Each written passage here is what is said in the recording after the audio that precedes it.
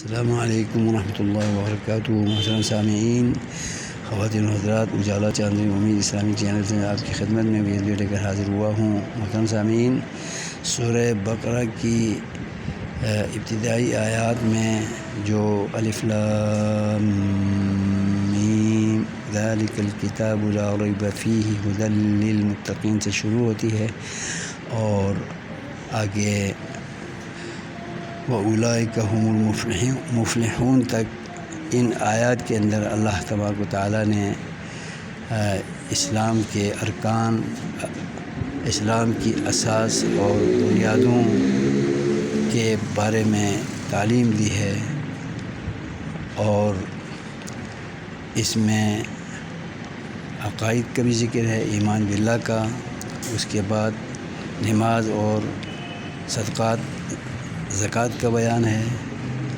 اور ایمان بالرسل اور ایمان بالکتب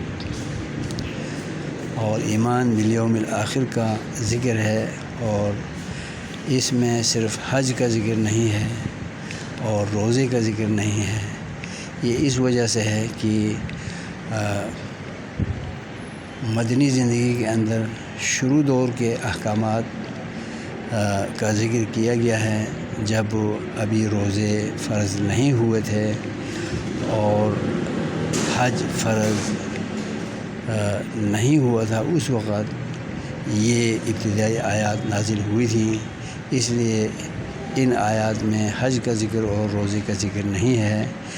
تو ابتدائی دور میں جو احکام و عقائد اور جو امور و مسائل بیان ہو چکے تھے، اللہ نے اتارے تھے، انہی کو ذکر کیا ہے، اور جب ان کے بارے میں بھی احکامات نازل ہوئے، حج کے بارے میں اور روزوں کے بارے میں، تو وہ سورہ بقرہ ہی میں دوسرے مقامات پر ان کے تذکرے موجود ہیں، تفصیلات موجود ہیں۔